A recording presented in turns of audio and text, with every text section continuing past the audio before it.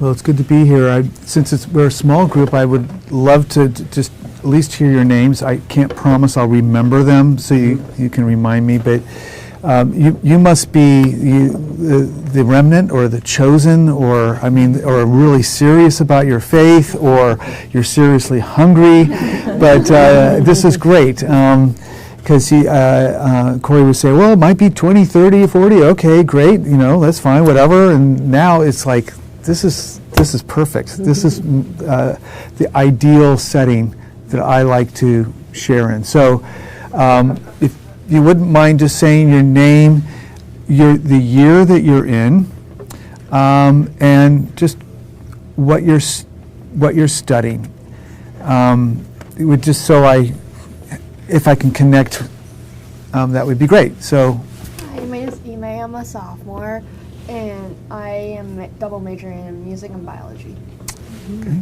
My name is Michael. I'm a junior. Right now I'm majoring in biochemistry with a minor in German, but by senior year that's going to be a double major in German. All right. I'm Miranda. I'm a senior, and I'm double majoring in environmental geography and German. I'm Olivia. I'm a junior. I study religion and international relations. I'm Alex. I'm a senior. I study geology and international relations. I'm Emmy. I'm a junior. I study English. I'm Gloria. I'm a sophomore, and I also study English. I'm Kira. I'm a sophomore, and I study psychology. All right. Great. Well, Leslie studied English as undergraduate major. Okay. I guess I'm just out to lunch here because I studied rhetoric and philosophy, so I think I'm in the wrong crowd. No, what brings us together, I'm going to assume, is our Christian faith.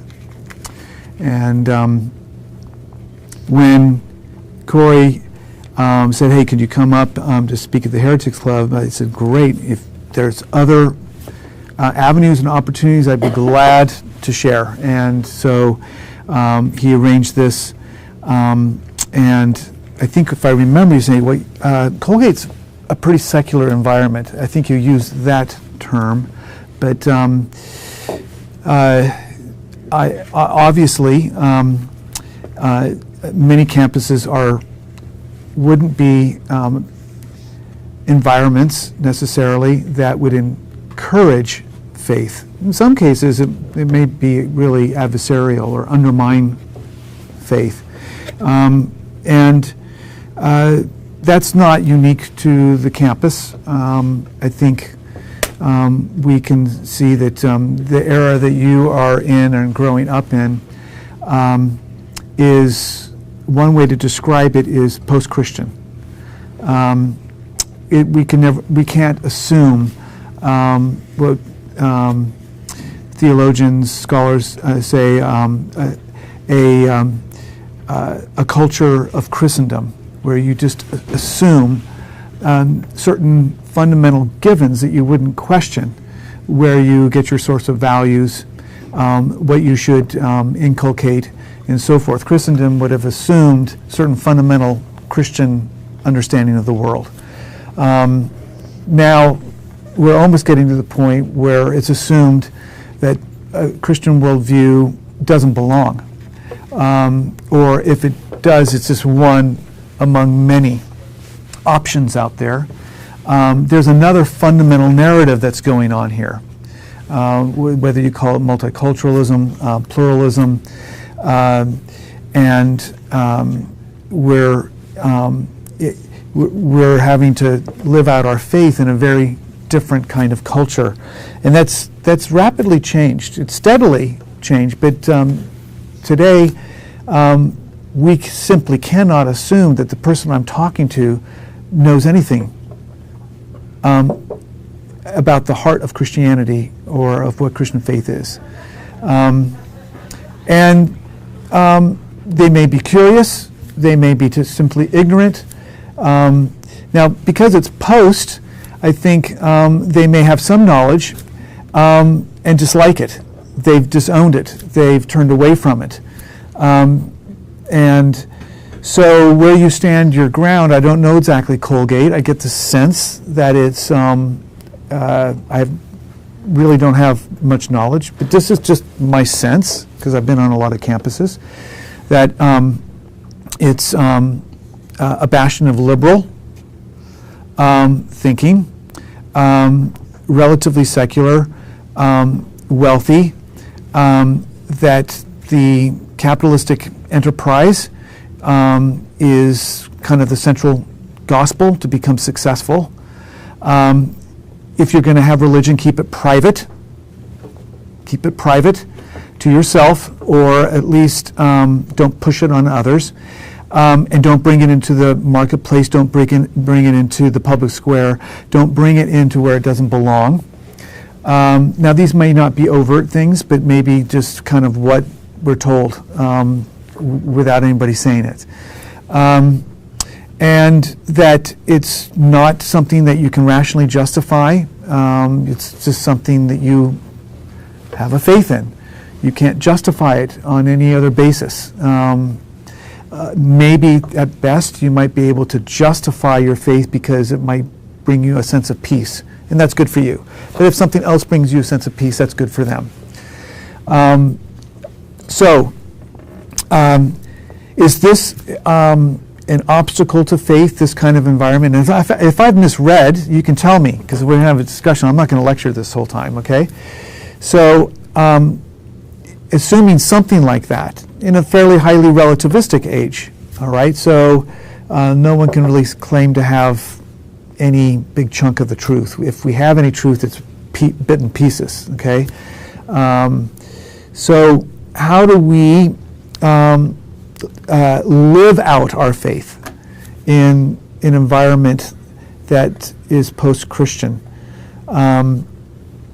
So I was thinking about that, and I immediately thought of something that the Apostle Paul experienced. As you may or may not know, the Apostle Paul went on a number of mission journeys, and you can read about it in the book of Acts. And I believe it's his second mission journey. He gets to Athens. Now, Athens is really interesting. It's a place where there's the philosophers who debate. Okay? So, and they welcome ideas. And he gets to Athens, and he's going to be talking to Epicurean and Stoic philosophers and so forth. But he also notices that Athens is full of idols. Okay? And so it's, in one way, highly religious. Now, it's pre-Christian. It's not post-Christian. It's pre-Christian. So they would have even known less, although Athens would have probably been exposed to some Jewish believers. It says here, while waiting for Silas and Timothy, it says he was waiting for them in Athens. He became very distressed to see that the city was full of idols. Now, you can look at our culture and get pretty distressed. Like, this, I feel really alone. This does not foster and nurture my faith. It undermines, it's a temptation. I'm struggling to even keep centered in my faith, and so forth. There's a lot of idols, and he's distressed. He doesn't give up. He doesn't say, forget it, I'm going elsewhere. This is impossible.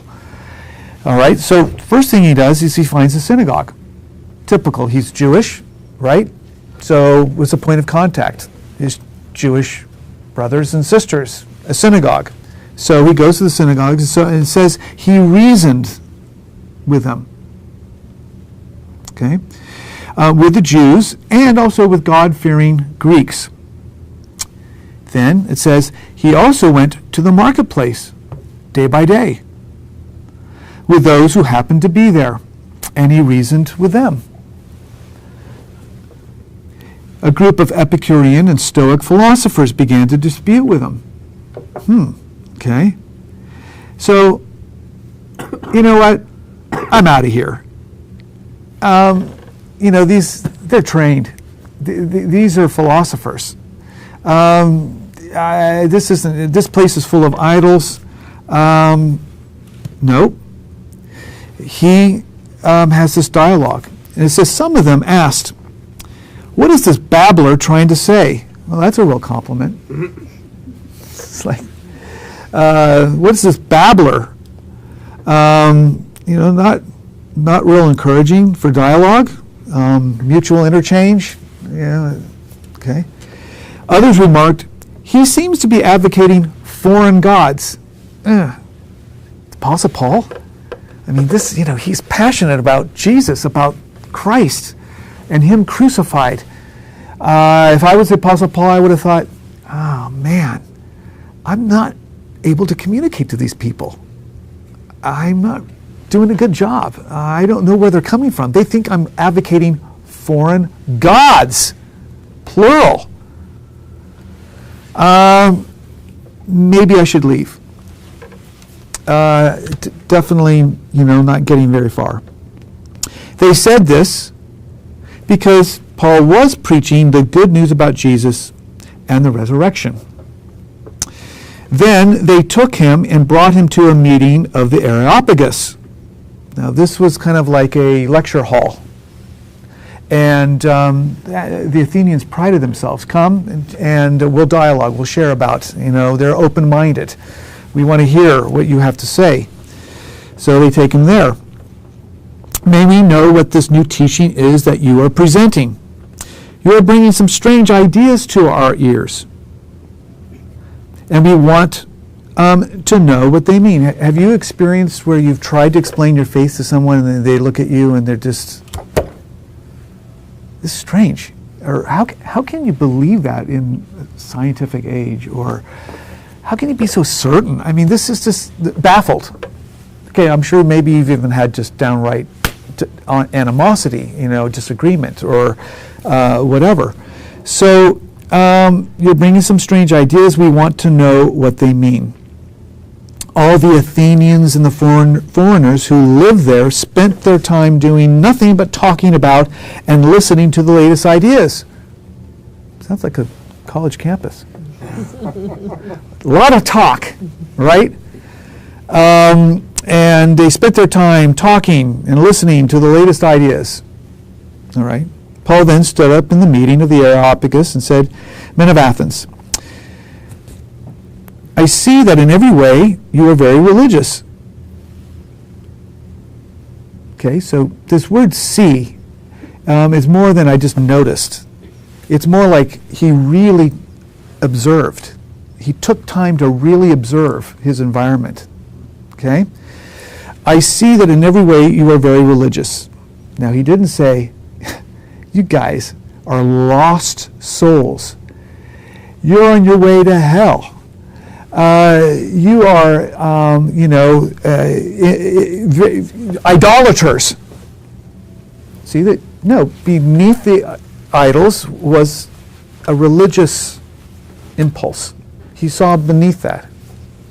For as I walked around and observed your objects of worship, I even found an altar with this inscription, to an unknown God. Now what you worship as something unknown, I would like to proclaim to you. Now what's this unknown God? Okay, well, if you have an idol to represent a God for every facet of life, and you want to appease the gods, you don't want them to be angry. You don't want a God to feel left out. Why didn't I have a statue made on, I'm going to zap you with a certain sickness, okay? Or your crop of broccoli is going to be, I'm the broccoli god. I mean, they have them all over. They're going to cover themselves.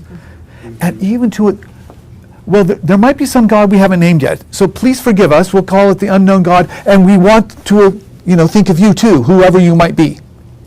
So he wants to tell them. What he does is he establishes a point of contact with them. He doesn't go and pick a fight. He says, here's a place where you and I might have something in common.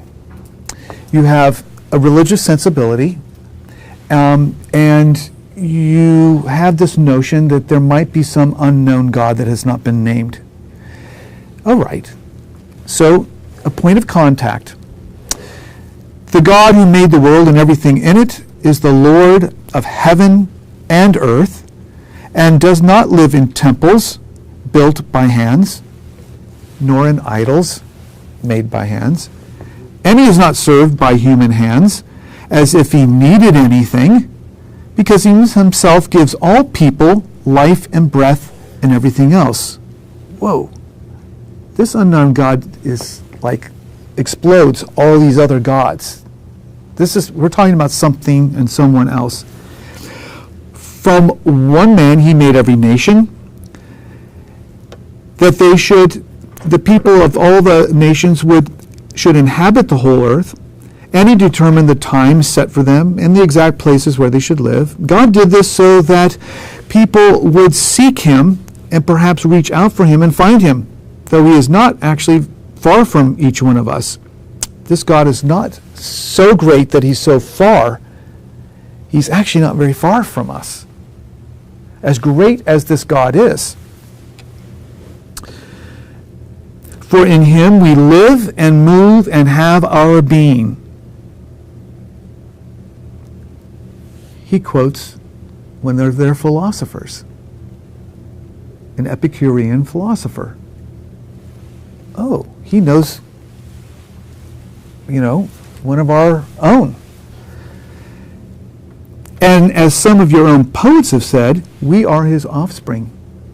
He was so observant that he took what was something of God, something good, despite themselves, from their own study, from their own seeking, he found something good and said, hey, even your poets, even your philosophers have said this.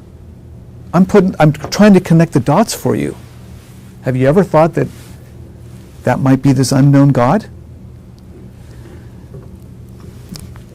Therefore, since we are God's offspring, we should not think that the divine being is like gold or silver or stone, an image made by man's design and skill. In the past, God overlooked such ignorance, but now he commands all people everywhere to repent, to turn around, to change. For he has set a day when he will judge the world with justice by the man he appointed, and he has given proof of this to all people by raising this man from the dead. Now, when they heard about the resurrection of the dead, some of them sneered. Paul would have known that he would have had a reaction.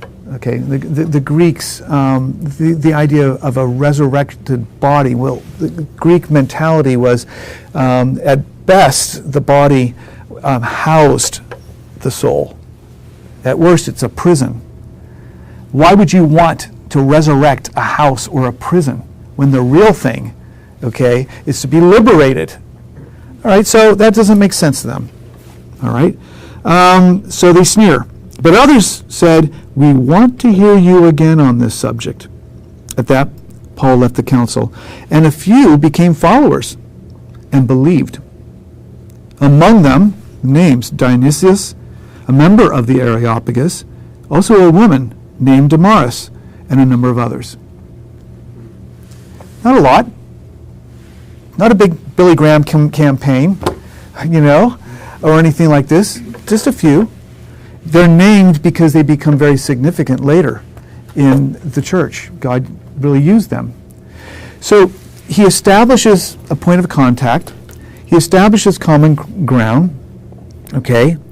And I think he's in tune with some of these deep longings that they had, maybe even the fears. And he calls people to change, and he draws their attention to Jesus. Okay, so to me, I find this very, very encouraging. He's in a foreign place. This isn't Judea. This isn't his home territory. The Messiah, he didn't even use the word Messiah. Okay? At least. Something of God is at work here. I'm going to tap into it. And I'm going to study, and I'm going to be patient, and I'm going to observe, and I'm going to find where is the yearning. Where can I connect? There will be a place, despite appearances. Despite appearances. I don't know about you, but I often just react to certain appearances, certain ways that people speak, where they're coming from, and I just emotionally, inwardly start to close off. Closed door. Forget it. There's no way. I'm not going to bring up even that I'm a Christian. But what's the point? Okay? They're going to tune me out. Really? Well, maybe if I really observed, if I really listened, took time, I might find out, oh, this person is craving love. That's spiritual. That's the essence of faith. Christ, God so loved. This person's craving meaning. Trying to figure out meaning. This person's craving significance. I want to be significant. I want to make some kind of impact on the world. I don't want to just go through life. Okay? This person is really confused and wants enlightenment. They needs to see light. Okay. Digging deeper. Then we find a way to connect. I feel like in today's day and age, we have fantastic opportunities. If you get past the obstacles, the idols, what people are talking about, what they're concerned about, that doesn't sound like they would ever be interested in Christian faith.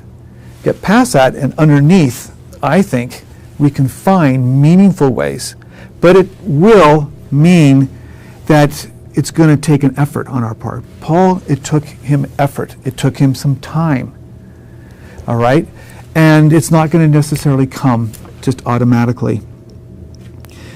In my own experience, I became a Christian at 17 and then went off to a secular university in California. It was it's known as the MIT of the West. Cal Poly, or California Polytechnic State University, has always battled between MIT, and I think it's still the same, which school is highest rated with engineering and architecture and all that, and I went in for architecture. It was very, at that time, what I would have called, not secular, I would have called very scientific. And it was at the heyday of belief in science. In the early 70s, it was still this idea that science, technology, rationalism is enough.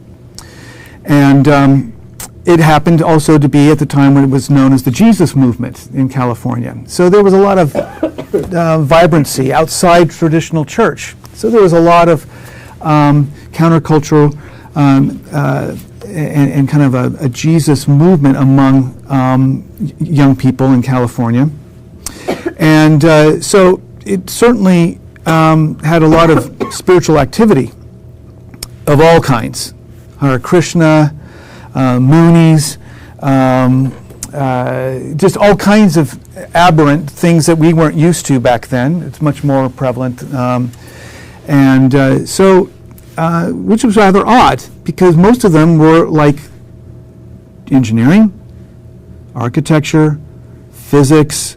It was on the cutting edge of computer technology. I mean, it was like, this. How does this all kind of work? Okay. So I get there, and I hardly know anything about my Bible.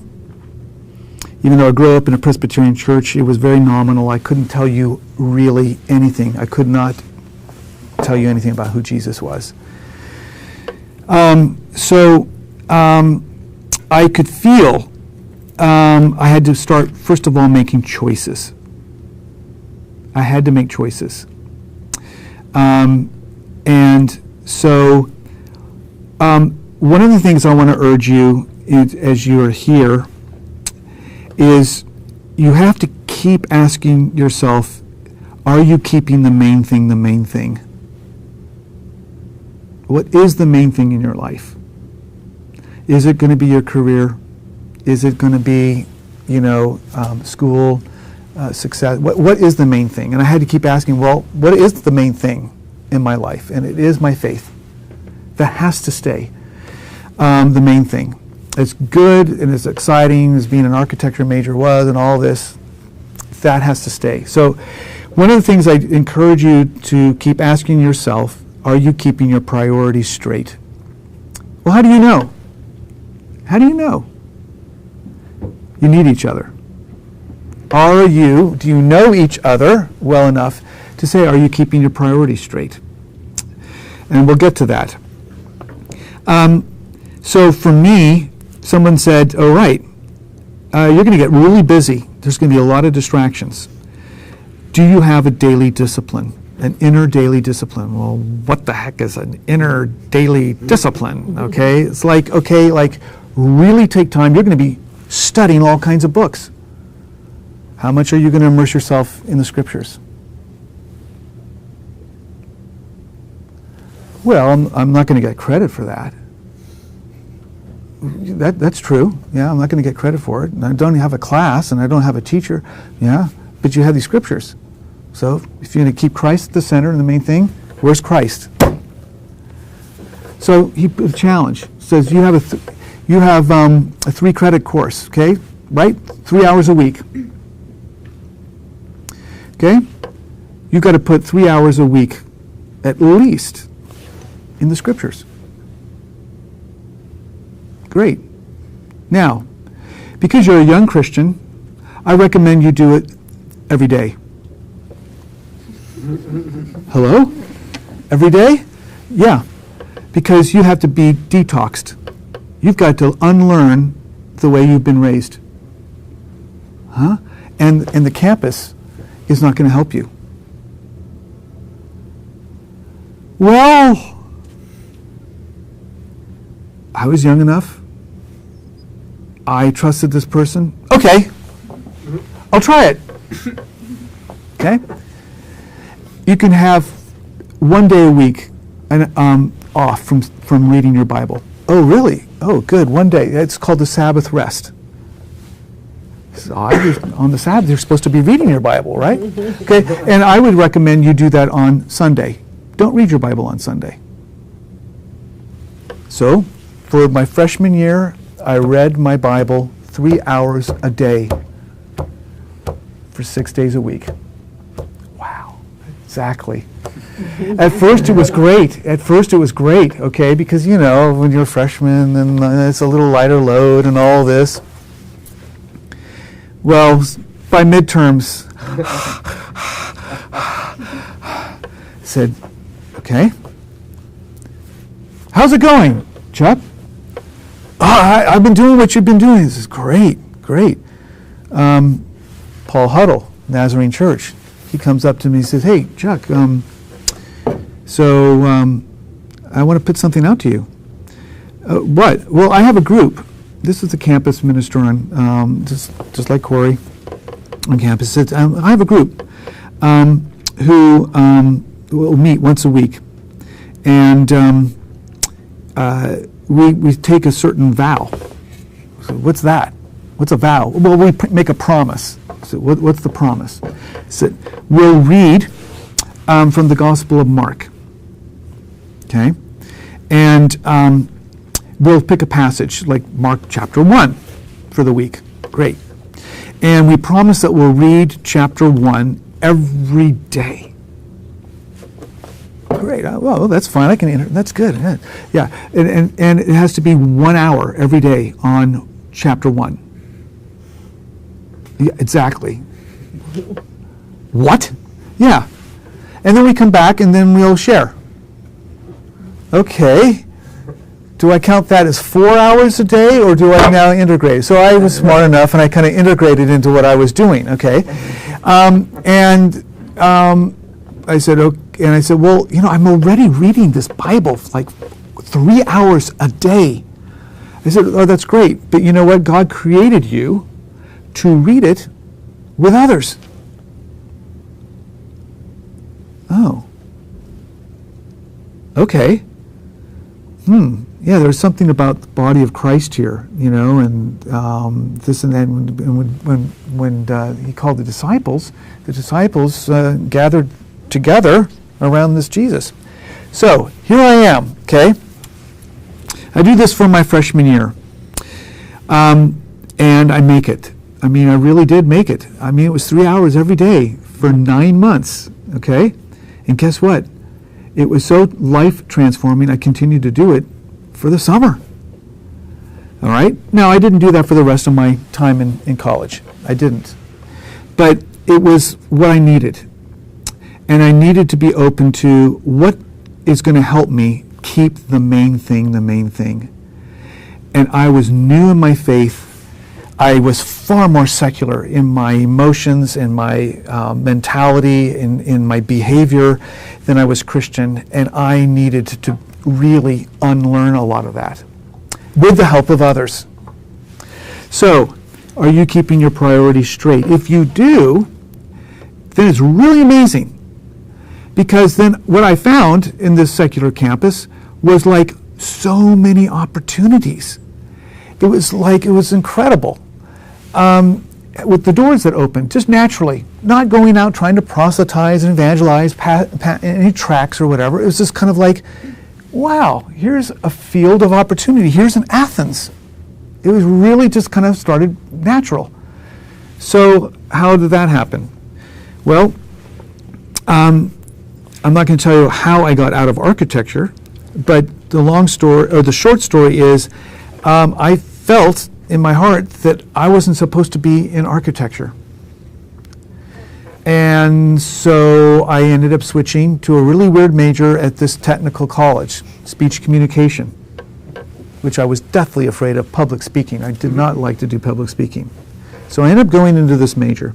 Well, what do you do as a public speaking major? Okay, well, you have all these classes, right? And what are you doing in class?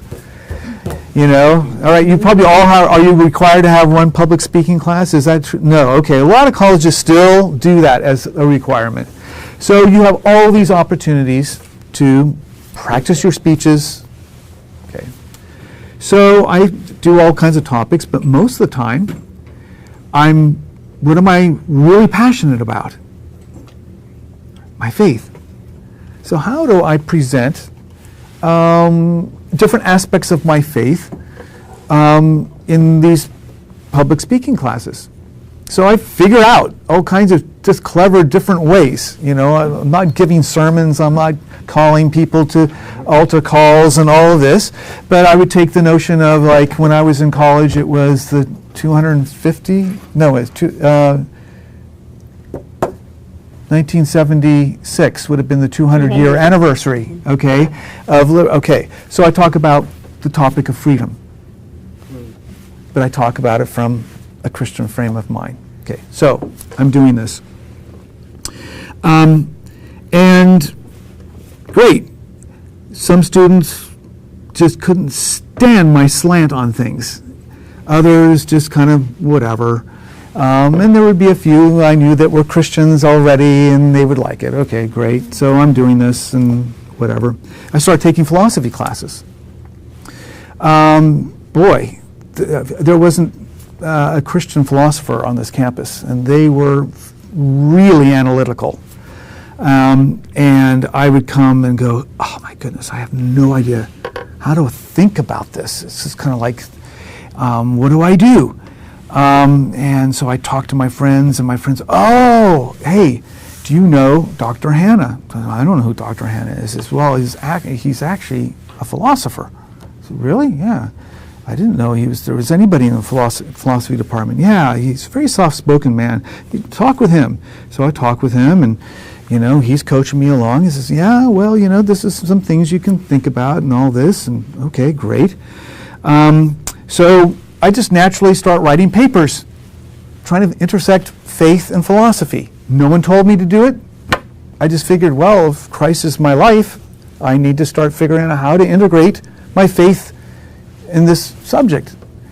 I wasn't trying to, be an apologist. I wasn't trying to convince my professor to become a Christian. I'm just trying to think Christianly about logical positivism or existentialism or whatever. So how do I think about this? And I'm writing, all right? I got some really bad remarks. You're borderline, buddy. This is philosophy. Oh, okay, all right, what do I do? It's okay, you're borderline, okay. So I'm kind of walking gingerly. What I'm doing, though, is this. I don't have some evangelistic strategy. I'm going to try to convert people. I'm just simply trying to integrate my faith in every aspect of my life, in my relationships, in my studies, and so forth.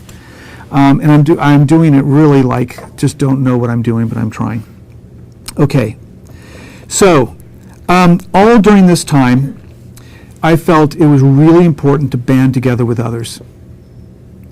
So I knew I could not survive as a Christian by myself. So I don't know, you have Corey and this awesome opportunity to come here with chapel and so forth. But I knew I needed more than just a once a week Bible study where I would report and then live on my own. So some other things that happened was prayer partner. I just had somebody that we would pray a couple times a week together, 15 minutes. Okay, for one another, for others, we just got together to pray. There were a chance to actually live with some other Christians together. It was a bit inconvenient, but there were some that said, hey, there's this big house. There's a Christian professor who wants to make it open, and he's opening up. Would you like to join us? Well, it's a little bit, okay. Well, but all right, great. Just for accountability. So all during this time, I'm trying to figure out how to Christianize my relationships as I'm studying and trying to think Christianly about my studies. I wasn't afraid of my non-Christian friends. I mean, I had plenty of them.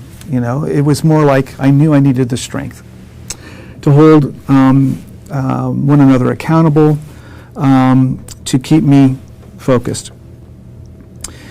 Okay, so during that time, there was one other component that I learned through the back door. So keep your priorities straight, band together where you can. Not band together like wall yourself off and, all right, defensively, we're just going to be us against them.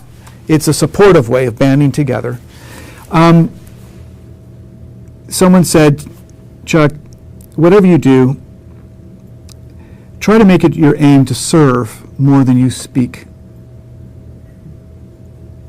He said, St. Francis said, preach the gospel at all times. When necessary, use words. So, in other words, prove it by your deeds. Which was, that's really hard. Especially when you are maxed out with 21 units, and you're involved here and doing this and that. I mean, what does it mean to actually serve? Okay, putting your faith into practice. Now, a lot of my friends meant, go preach, putting your faith into practice. Go evangelize. Go to. No. Do deeds. Okay. So, here's my first test. So I'm a part of an InterVarsity Christian Fellowship group. I think you have that here. We didn't have a general campus group. We just had different groups. So we have you can have small group and a large group, and here's the large group, and we're having these really exciting large groups, 200 students and all that. And there's this woman that's coming. She's not a college student. She's at least 28. Maybe 30, very overweight, quiet, and she kept coming, and she'd kind of hang out, very soft-spoken, and I couldn't, so I asked about, who is it? I mean, she's not a student. Well, she's a very lonely person, and this is where she gets her fellowship. Okay, great, all right, so, I try to be friendly, talk to her, and whatever. And someone, comes up to me one time and says, hey, Chuck, could you give Lily, or Lillian, could you give her a ride home? Oh, yeah, no problem. So I take her home. She doesn't drive. So how do you get here? Oh, somebody usually gets me here. Okay.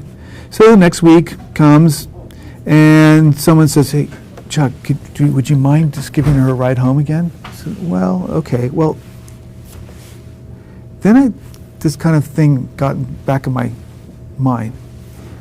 Chuck, what, are you going to wait for somebody to ask you again? Or are you going to give this woman a ride home? But God, she lives a half an hour away. That means a half an hour that way and half an hour back. And all my friends after the large group meeting, they're at Pizza Hut or they're over here. And I'm with this kind of obese lady that's not even a college student. Yeah? You sure like to talk. Yeah, but that's not what I went to college for. That's not what a college male does. I mean, you know, I might be interested in someone younger, but come on. And it seemed like every year in college, and then I went on to seminary, there was always a Lillian. Someone. Okay. Now, that in the end, I look back, was an inner protection for my life. Because it kept me centered. It kept me centered on what am I here for in life, ultimately? Why am I here if I can't do that? And it kept me centered, and it was very powerful. I didn't do it for myself, but it ended up being a lot more for me than for Lillian. Okay, so what am I saying? As you're here in college, okay, as you're here, I bet you have opportunities. And you don't have to look for a, you know, Lillian was a Christian. It could be somebody who's just, whatever. I bet you have opportunities to simply serve in Jesus' name without even saying anything. And I think that will enable you to keep that main thing the main thing. So keep your priorities straight, band together, and find concrete ways where you can serve another person. I think that will enable you to have a very vibrant, you may be small, you may not have a lot of friends out there, you may be misunderstood, you may still feel lonely, but those three things really helped me on a fairly secular campus. So to sum up, just a couple things, and then I'd love to throw out a time for you. If you have time, you can ask questions, or what about this, or here at Colgate, you know, that doesn't work, or, you know, whatever. What's interesting is, back to my speech communication class, there was Marcia. She was a year ahead of me. She ended up being the valedictorian of the school. This lady was just like golden tongue. I mean, she was really good in the speech communications department. She could not stand my guts. Mm-hmm. Whenever always after you do a speech, there would be critique time. Okay, you know, hopefully it would be more like in your presentation, how you could, you know, do it better or whatever. She'd just go for the jugular every single time, okay? And she would pick on whatever aspect of my faith, even if it wasn't named. She knew darn well. She was just absolutely anti and allergic to anything Christian. And she would just zero in, and it was not nice, okay? So I just, okay, all right. Sometimes my professors would say, okay, that's good, Marcia, okay, I understand, you know, whatever, okay. So I just, you know, kind of keep doing, she wasn't in all my classes, but she was in a lot of them. So I do this class, she's a senior, she's going, it's the last class, it was a rhetoric class, and I do my spiel, and everyone leaves, and Marcia comes up to me, and she looks at me. You know, I knew she was a valedictorian. She was going to speak, the whole bit. And I'm going, okay, now she's going to have one last earload, and everyone's gone. Like, you're Christianity. You're just whatever it's going to be. You're just such a Jesus freak, or whatever it was. I was just waiting, and she looks, and she comes to me, and she looks at me. And believe me, I was not a preacher type. I really was not heavy-handed. I was not coming in with my Bible and saying anything like this. And her eyes start to well up. And she says, Charles, I want to apologize for how I've treated you, and I actually, deep down, appreciate what you had to say, and I wish you all the best. And she left. I don't know if she became a Christian or what. I don't know. Okay? And I'm going back to the Apostle Paul. Marcia. No way. Her life is full of idols. She's goner. So don't underestimate just a consistent, quiet, but consistent faith that you live out in public. Not to be bashful, yes, not to be boastful and try to shove it down anybody, but not to be afraid to be in the marketplace where you are. And you never know. You never know how that may touch somebody's life. One other story. I had a professor, Russell LaScola, very kind man, so brilliant. I get this phone call from him. It was my senior year. And he said, Charles, could you go out to lunch with me? No professor ever said, go out to lunch. Okay? So I'm talking to my friends and go, Russell LaScola, I mean, he's like, 60 years old and is really just brilliant. The head of the philosophy department. Okay, so what does this mean? So we go out to lunch, and he tells me about his handicapped daughter and so forth, which I didn't know about. He said, I have a question for you, and I hope you don't mind me asking. I used to be Catholic, okay, and can you help me know exactly what living by faith means? What does faith mean? And I had several classes with him. I'm expecting, okay, I have to come up with an erudite definition of faith so that it can be coherent and that he won't pick it apart. I'm just going like, and there's something inside me that says he's not asking for a philosophical definition of faith. I said, well, this is what faith is meant to me. Wrong. If you read Socrates, you don't give examples. Okay? Socrates says, you don't get at the essence of something by giving examples. And his eyes start to well up. And he says, I feel like I need to return to my faith. I don't know how. But thank you. I knew I could ask you. And I never talked to him about Christianity. How did you know? He says, well, just the way you wrote your papers. I could tell you had you did not have a secular positivistic worldview. You had something of a Christian worldview. So, oh, okay, great. So I'm just saying, in my just fumbling around, you never know.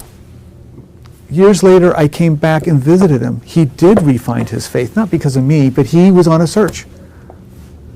And I got to meet his daughter, who's still living in his home when he was 75 years old. So, questions, comments, feel free to leave. I went longer than I wanted. I hope this was an encouragement to you.